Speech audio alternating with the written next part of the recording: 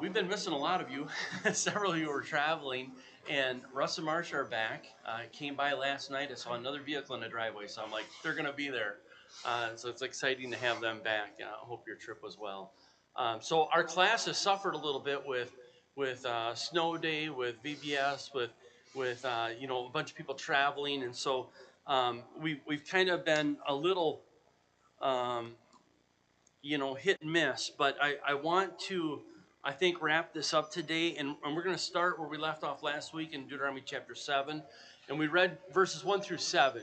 And you remember in that passage, we'd previously read concerning our younger teens, like our preteens, in chapter 6. And now in chapter 7, we come to more of a mature understanding and things that God is challenging us with, and we're talking about that age where we become adults, where we start to put into practice the things we've learned as children, and we now apply them to our lives. And so we're thinking about a little bit older children. We're also thinking about us as leaders, as mothers and fathers, as grandparents, and what how do we handle this time period? How do we need to encourage our children? And really, we're just not looking at that last stage, but we're kind of looking big picture now too as we consider um, the influence that we have on our kids. Remember, we were making a bit of the analogy of God's people being released from the bondage of slavery and coming into the promised land. And I said there was a likeness there. It's somewhat similar to you and I coming out of the world when we respond to the gospel, put Christ on in baptism, and we enter his kingdom. And now we find ourselves in his vineyard, if you will, in this place of labor, in this place where we are asked to follow. We follow his commands. We learn to love his word, and he blesses us. And so we want our children to be a part of that. And part of this is how do we approach that? How do we view this? You remember in chapter 7, sorry, just looking at a couple verses. Verse 6. For you are a holy people to the Lord your God. The Lord your God has chosen you to be a people for his own possession out of all the peoples who are on the face of the earth. The Lord did not send his love on you, nor choose you because you were more in number than any other peoples, for you were the fewest of all peoples, but because the Lord loved you and kept the oath which he swore to your forefathers. And so we're looking at this relationship. Here he's talking to the people that had come out of bondage, that were traveling to that land of promise. Well, you and I get to reside in this kingdom today, and we are in this vineyard, and we are laboring for the Lord. And he loves us, and he wants to bless us in all of these various aspects in various ways. And there's several things. We read verses 1 through 7, or 1 through 11, excuse me. But there's several takeaways from this. As individuals, we are small, right? I mean, and when we think of the pathway, it says few are there that are on it or find it. And so we are small, and yet God shelters us. God takes care of us, even though the people of this day were the fewest in numbers. Look what God wrought through them, and he did part of that. He did through a small group to show his power and his strength, right? When they came against these other nations that were much more than they were, where they did not physically stand a chance, God's people prevailed when they were what? They prevailed when they were faithful, right? If they were unfaithful, it didn't matter what the odds were, they weren't going to succeed. And so God shows them over and over to be with him, and he is on their side, he will shelter them. Verse 2 said in chapter 7, and when the Lord your God delivers them before you and you defeat them, then you shall utterly destroy them. You shall make no covenant with them and show no favor to them. And so they were to utterly destroy them. In my mind, tell me if you think this is right or wrong, but when we come to Jesus, we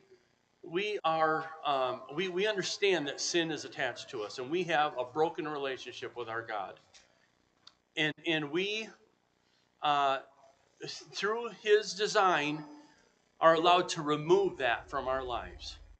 And that's very much what the children did at this point. They came in and they removed these people from before them. They took what was standing in their way, they took what was evil and wrong, and they removed it with God's help. And yet, he says, you shall make no covenant with them or show no favor to them. We mentioned how even though some were expelled from the land, there still were some there.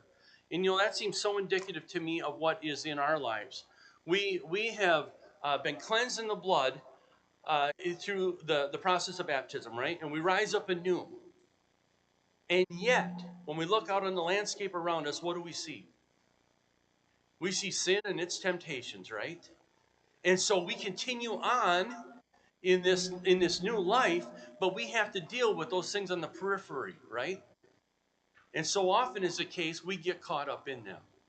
We fail, we stumble, and the next thing you know, sin has attached itself to us again. And you remember last week we talked a little bit about that thought of being a slave to sin or a servant to sin, if you will. And we sometimes, I think, if we looked at it as a servant of sin, we are serving that, we are feeding that, we are propagating that in our life when we do that. And so we do not want to be attached to it. So God is very concerned for you and I. And he wants us to make no covenant with these people. In other words, in our labor in this vineyard, we don't want to cozy up to sin at all. We want to expel it as best we can. And I think that's so important when we consider this likeness and what he asked his people of old to do here, and I think what he asks us spiritually to do today. Any thoughts about that so far? Deuteronomy chapter 7.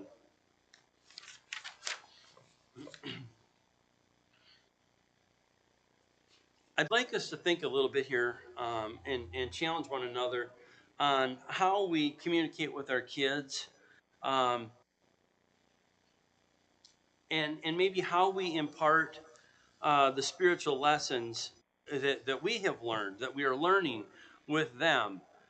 Um, can you give me examples of times in our lives, in our days, where we can communicate to our children and impart spiritual lessons to them? We talked about this probably a month and a half ago, and just talked about this a little bit. Tell me different times and different ways in which we can impart spiritual lessons to our young people, regardless of their age.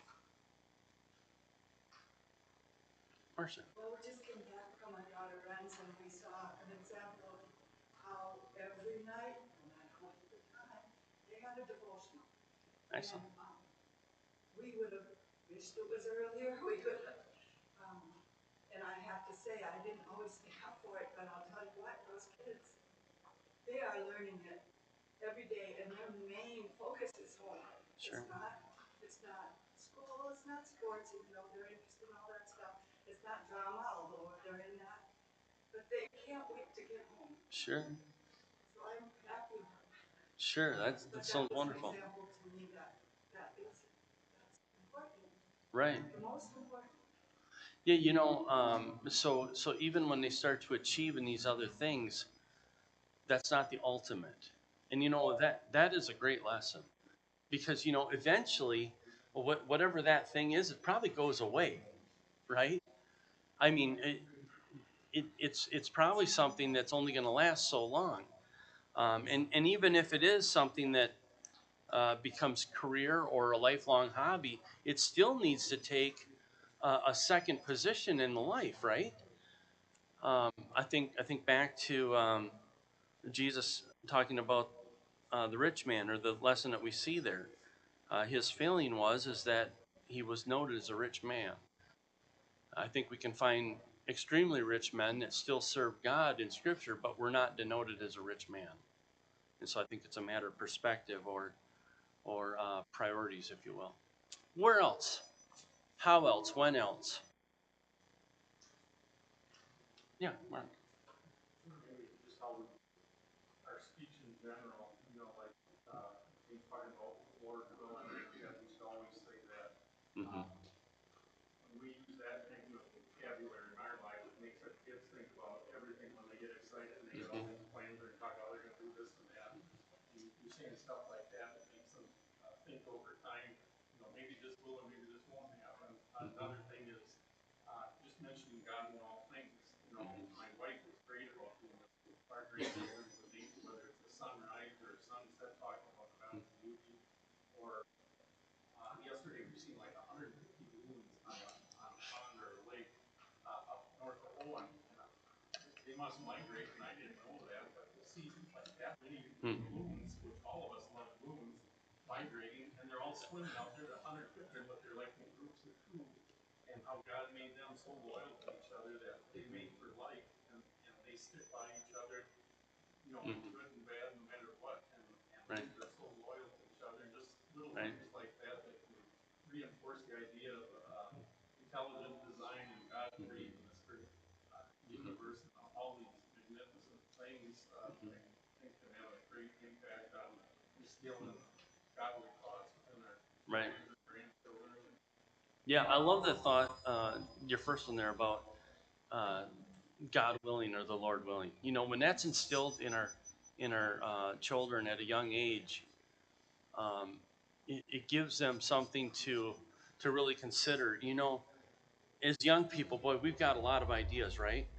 And I'm sure a lot of you are like me. If you look back at maybe where you thought you were going to be or what you thought you were going to do, and then there's education, and maybe you went and you pursued something, and yet what is the average people change profession in their lifetime? Isn't it something like 7 times now? I may be wrong about that, but so you have this idea, right? And yet, is there any account given for God's design or desire for you? And I think the earlier that you and I can learn this lesson, that's really where I'm headed with this, is so much of the faithfulness of our children is going to hinge on the example that they see from you and I. And so the quicker we learn the lesson of, you know what, I'm maybe not the master commanding the rudder of my own ship. Maybe God has a plan or something in mind for me, and I need to be willing to handle that, to take those challenges on. Um, and so we can have this plan, right? And yet it might just not work the way we thought it would. Does that mean that you and I are a failure? No, I'll tell you, we're only a failure if we do it without God. As long as we are faithful, um, in the end, He's going to bless us and make us such an integral part of the family and of the body that we would never be considered a failure. I don't care what our occupation is or our status economically or our notoriety within the society we live in, or we will be, if we're faithful, we will have attained something very wonderful in the end. Um, and so when we put that before our kids and help them to quickly realize that God needs to be involved in all aspects of our decisions and what we do, I think the quicker troubled individuals find peace, find a place and a home. And I think that's a great comment, something really wonderful to think about. What are some other events in daily life that are good teachable moments? Yes, Rick. Prayer of Thanksgiving, Yeah. Before meals and stuff, and not only, to pray for the food, or to give thanks for food, but to give thanks for everything else we do. Every time we put on a dry pair of socks, that means Mm-hmm. meals, and when it's raining, to have shelter and a home that's warm, to realize that there's a lot of people in this world that don't have, Right. have to have. To Right. remember to pray and thank God for the things He gives you. It seems like we're always sometimes praying for things we want or we need. But, Right. even if it's the simplest thing, Yeah. a close call on the highway, I get stopped. And, Yeah. Thank God for that. Yeah. And then comes the perspective of how God answers those prayers, right? And because a lot of times we've got a pretty specific idea when we go to God in prayer what we want. And boy, we can see how he should take care of us or bless us or remove this problem or whatever it would be in our time of trouble, right? And yet how many times are the prayers that we utter answered in the way in which we think they should be answered? I think every single one of us here has probably been blessed by God. Right. Yeah, absolutely. Yeah, the something that we thought we needed or we thought we needed removed, uh, God worked his own plan, his own time on it. And in the end, when we turn around and look at it, we're like, you know what? That was brilliant. I learned something from that, or that caused me to rise up, or whatever the situation is. Absolutely. Yeah, Tam.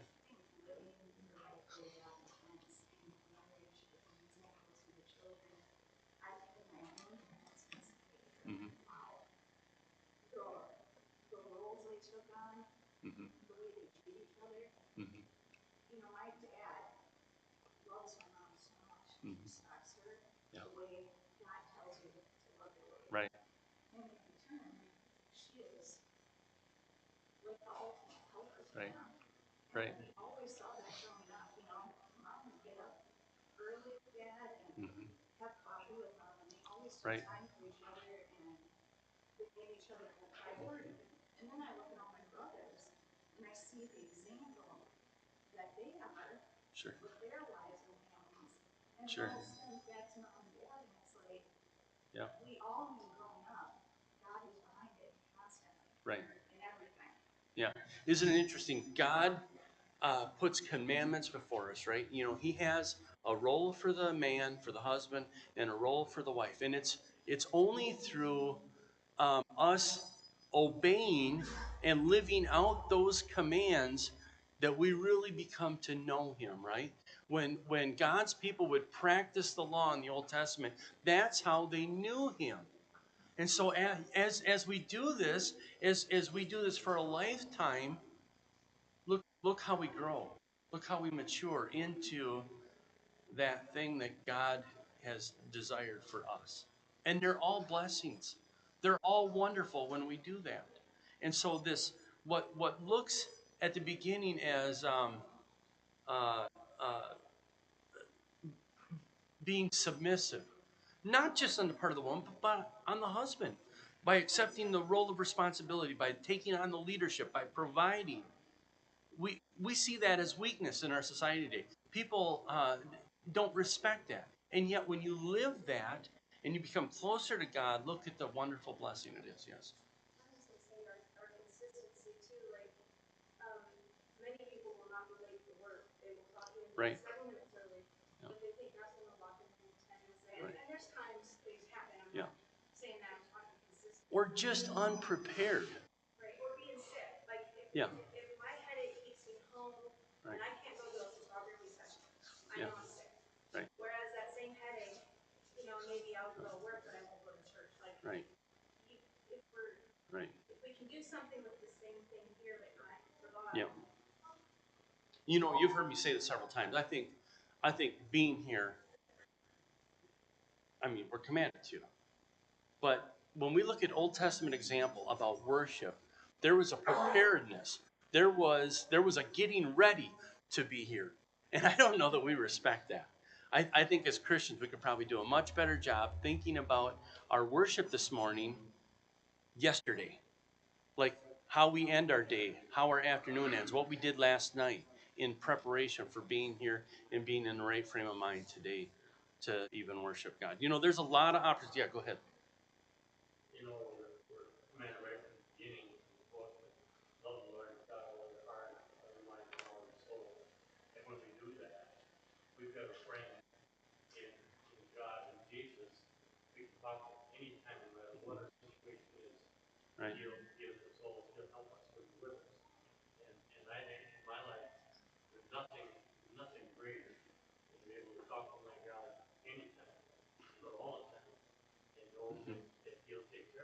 Mm-hmm.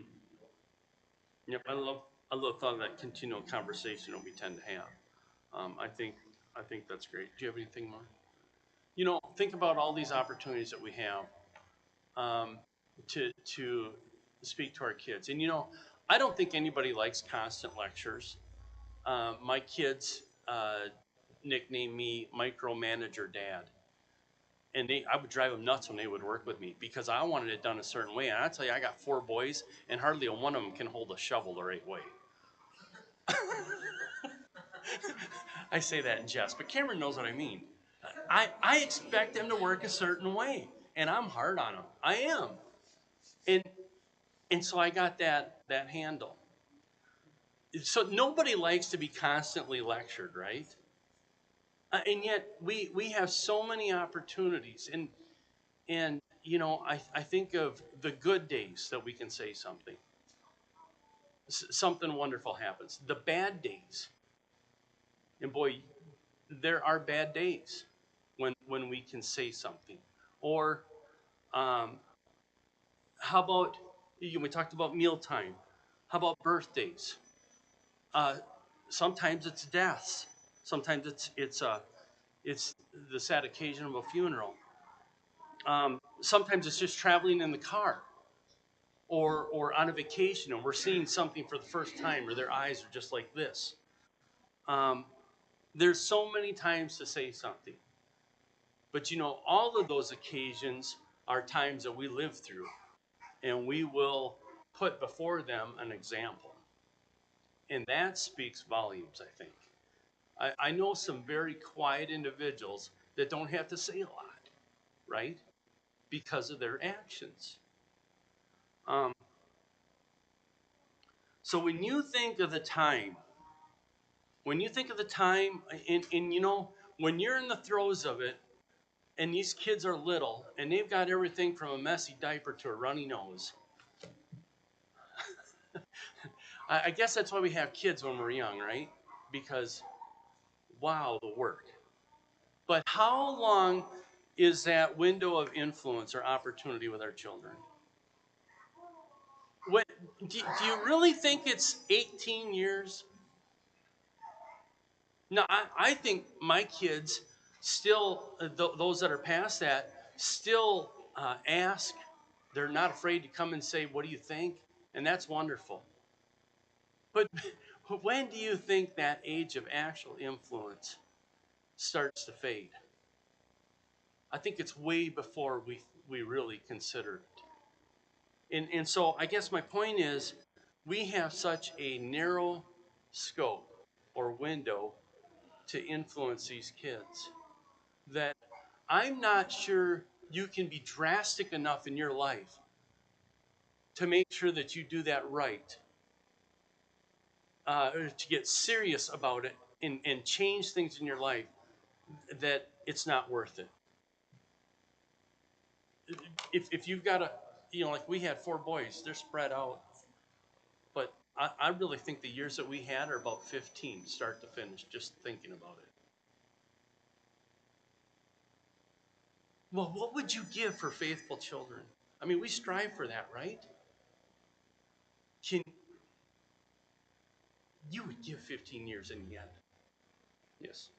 Well, I think that the influence goes on as long as they're alive, as long as you right kind of example. I think it goes on. Surely, yeah. Those first few years, I would say by age 5 or 6, if your child hasn't learned to respect authority and to know that they need to understand right from wrong and yes and no, that type of thing, a great deal of that learning comes in the first few years.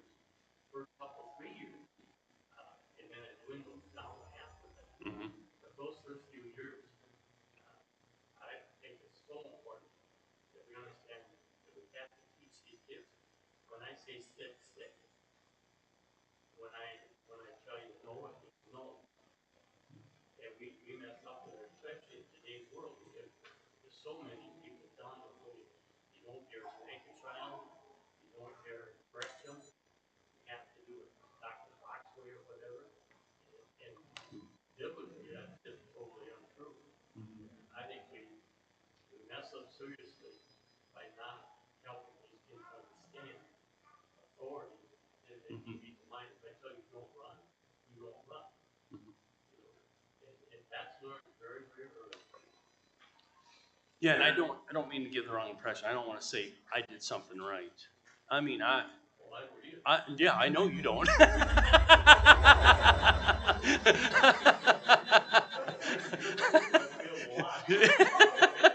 This is a chain of failure like you wouldn't believe. But you know, you always turn around and look and say, man, I could have done better. And there are real consequences to some of the decisions that we make. And all I'm saying is, man, look into what God wants you to do. Look at the responsibility that He has blessed you with. And what an awesome responsibility that is. We don't have much time left. I was thinking, you know, maybe we should take one example. And I grabbed one. This was probably 2 months ago I thought of this. And I've just been thinking about it since then. But turn to Philippians chapter 2, verse 12, if you will. And so we have so many different lessons that we're going to try and teach our kids, that we're going to, you know, in some regards, we're going to learn together, right? Philippians chapter 2 and verse 12 says, so then, my beloved, just as you have always obeyed, not as in my presence only, but also much more in my absence, work out your salvation with fear and trembling. And so I think that passage there is telling us that we need to strive to live in God's design. And when he says work out, that means bring into completion. The Greek there means to come to fruition. And this is with God's tools, with His obeying His commandments, and by His blessings. And so, and with thought of with fear and trembling. Trembling there in the Greek actually means shaking with fear. And yet we know with fear and trembling, what God is asking there is really a deep, humble respect. God does not want you and I to cower from Him. In fact, when we go to Him in prayer, we can approach God's throne in the condition that we are, and He will hear our prayer. And that's just an awesome thing to think about. Look at Romans chapter 12 now. So thinking about these lessons, here's one that we're going to try and pass on to our kids, I think. Romans chapter 12. And just kind of a simple thing. Romans 12, verse 13. Contributing to the needs of the saints, practicing hospitality. Now, this whole section's here about how to live. Back in verse 9 says, let love be without hypocrisy, abhor what is evil, cling to what is good. Be devoted to one another in brotherly love, give preference to one another in honor. Verse 11, not lagging behind in diligent, fervent in spirit, serving the Lord, rejoicing in hope, persevering in tribulation, devoted to prayer. Contributing to the needs of the saints, practicing hospitality. Now, if you will, Hebrews chapter 13. Hebrews 13.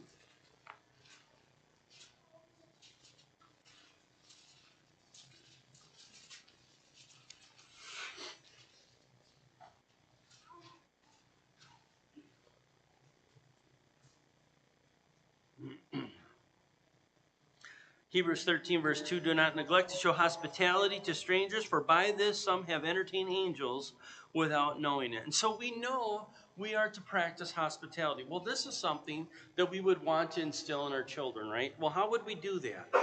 If you think about trying to convince our children that they need to be, that we need to be hospitable, how would you go about doing that? So I'll ask you, how would you teach your children to be hospitable? Yes. I'll tell you what, my dad, he, at his memorial, I talked about the Good Samaritan is that embodied so much. Mhm. From a young age, my dad made it very clear that you are to share the blessings that you have.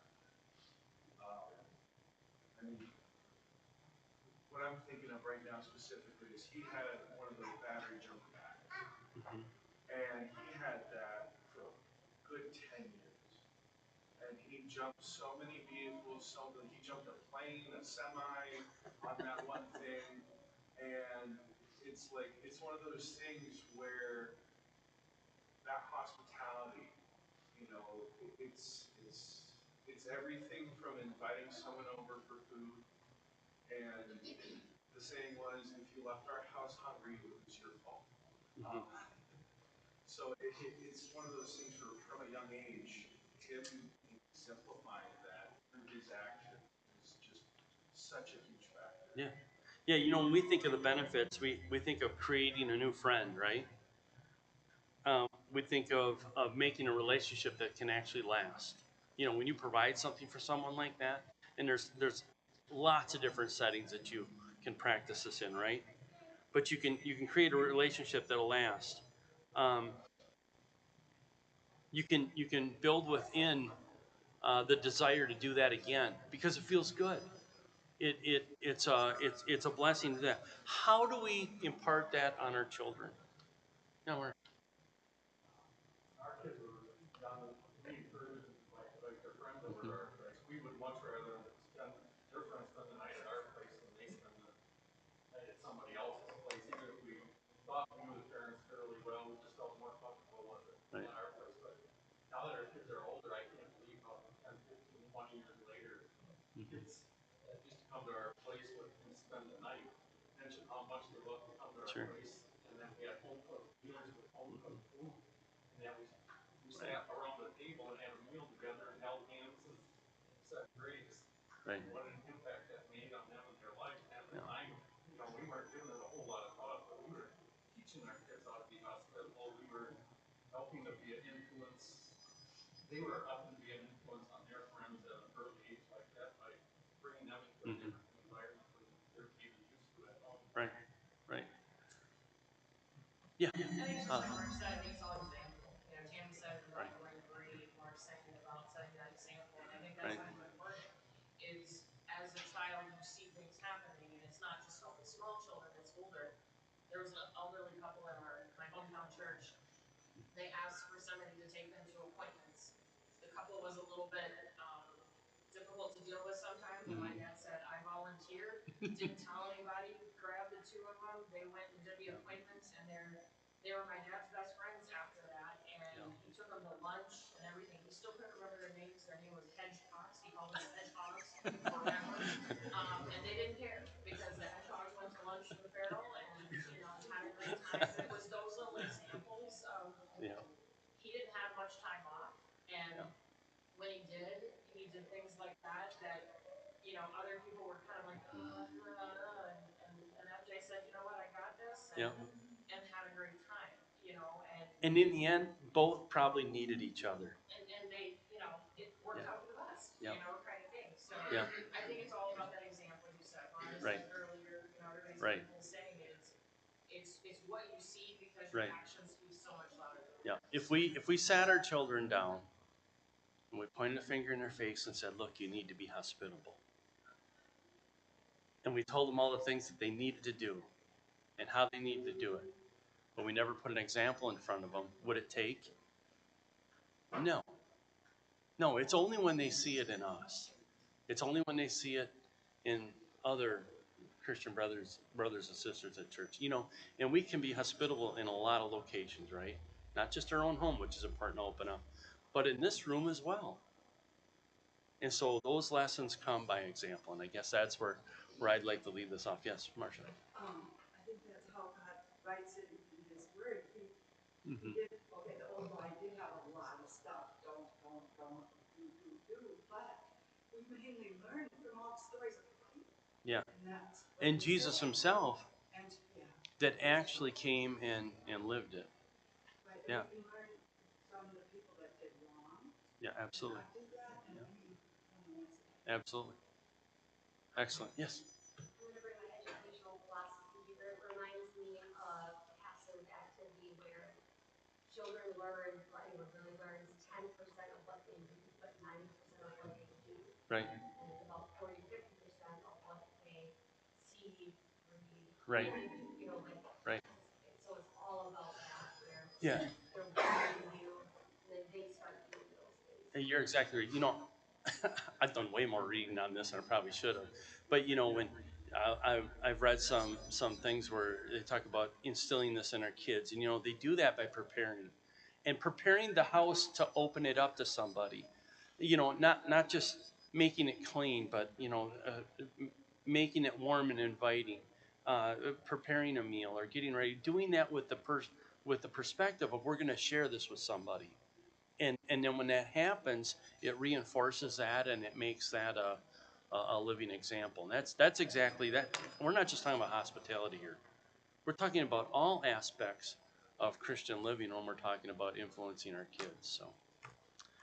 So, any thoughts or anybody has anything to add, please come and talk to me about it. But I think we're going to move on after today's lesson into another study. So, thank you so much for your attention. Class is over.